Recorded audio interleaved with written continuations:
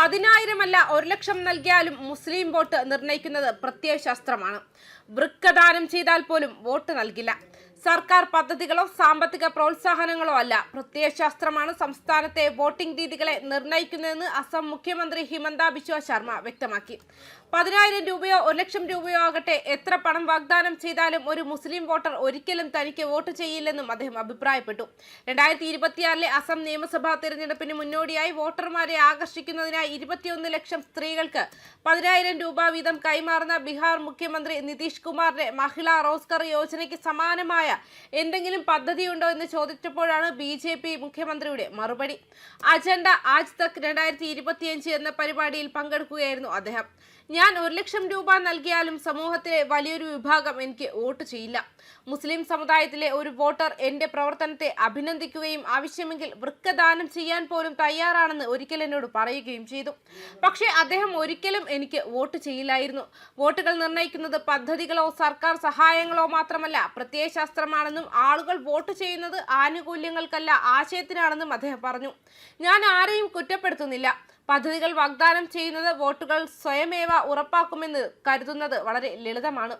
സർക്കാരിലായിരിക്കുമ്പോൾ പൊതുജനങ്ങൾക്കായി പദ്ധതികൾ നടപ്പിലാക്കേണ്ടത് അത്യാവശ്യമാണെങ്കിലും ഇത് മാത്രം വോട്ടുകൾ നേടുമെന്ന് വിശ്വസിക്കുന്നത് തെറ്റായ കണക്കുകൂട്ടലാണെന്നും അദ്ദേഹം കൂട്ടിച്ചേർത്തു. അസമിലെ മുസ്ലിം ജനസംഖ്യ 50% കവിഞ്ഞാൽ മറ്റ് സമുദായങ്ങൾ തുടച്ചു നീക്കപ്പെടുമെന്ന് അദ്ദേഹം അവകാശപ്പെട്ടിരുന്നു. പതിറ്റാണ്ടുകളായി നടക്കുന്ന അനിയന്ത്രിതമായ കുടിയേറ്റം മൂലം തദ്ദേശീയരായ അസമീസ് ജനതയുടെ നിലനിൽപ്പ് പ്രതിസന്ധി നേരിടുകയാണ്.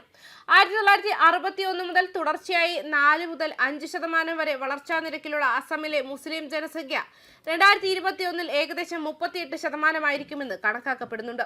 2027 ആകുമ്പോഴേക്കും ഇത് 40% ഉയരുമെന്ന് സ്ഥിതിവിവര കണക്കുകൾ ഉദ്ധരിച്ച് അദ്ദേഹം അഭിപ്രായപ്പെട്ടു. മുസ്ലിം ജനസംഖ്യ 50% കവിഞ്ഞാൽ മറ്റ് സമുദായങ്ങൾക്ക് അതിജീവിക്കാൻ കഴിയില്ലെന്നും അവർ മാത്രം അവശേഷിക്കുമെന്നും മുഖ്യമന്ത്രി പറഞ്ഞു. സംസ്ഥാനത്തെ മിയാ മുസ്ലിങ്ങളുമായും സ്ത്രീകളുമായും വളരെ നല്ല ബന്ധം പുലർത്തുന്നു. മുസ്ലിം വോട്ടർമാർ കോൺഗ്രസിനെ പിന്തുണച്ചാലും തന്റെ സർക്കാർ വിജയിക്കുമെന്ന് അദ്ദേഹം കൂട്ടിച്ചേർത്തു. അതേസമയം ബംഗ്ലാദേശിനെ ഇന്ത്യ ഒരു സൗഹൃദ രാജ്യമായി കണക്കാക്കരുതെന്നും ശർമ്മ ശക്തമായ മുന്നറിയിപ്പ് നൽകിയിരുന്നു. ബംഗ്ലാദേശിന്റെ താൽക്കാലിക നേതൃത്വത്തിന് കീഴിലുള്ള അയൽ രാജ്യം അസം ഉൾപ്പെടെയുള്ള ഇന്ത്യയുടെ വടക്കുകിഴക്കൻ മേഖലകളിൽ ദുഷ്ടലക്ഷ്യങ്ങൾ വയ്ക്കുന്നുവെന്ന് ആരോപിച്ചു. ധാക്കയിലെ സമീപകാല രാഷ്ട്രീയ സംഭവ വികാസങ്ങൾ ഇന്ത്യയുടെ അതിർത്തി സംസ്ഥാനങ്ങൾക്ക് നേരിട്ടുള്ള ഭീഷണിയാണെന്നും പറഞ്ഞു.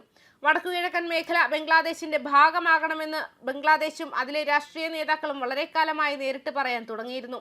അജണ്ട ആജ് തക്കിലെ ഒരു പ്രത്യേക സംഭാഷണത്തിൽ ശർമ്മ പറഞ്ഞതാണ്. ബംഗ്ലാദേശിന്റെ ഇടക്കാല സർക്കാർ തലവൻ മുഹമ്മദ് യൂനുസ് വിദേശ പ്രമുഖരുമായുള്ള ആശയവിനിമയത്തിനിടെ ഇന്ത്യയുടെ വടക്കുകിഴക്കൻ മേഖലയെ ബംഗ്ലാദേശ് പ്രദേശവുമായി സംയോജിപ്പിക്കുന്ന ഒരു വികലമായ ഭൂപടം അവതരിപ്പിച്ചുവെന്നും അത് അവരുടെ ഉദ്ദേശ്യങ്ങളെക്കുറിച്ച് വ്യക്തമായ ധാരണ നൽകിയെന്നും അദ്ദേഹം അഭിപ്രായപ്പെട്ടിട്ടുണ്ട്. ന്യൂസ് ഡെസ്ക് കർമ്മ ന്യൂസ്.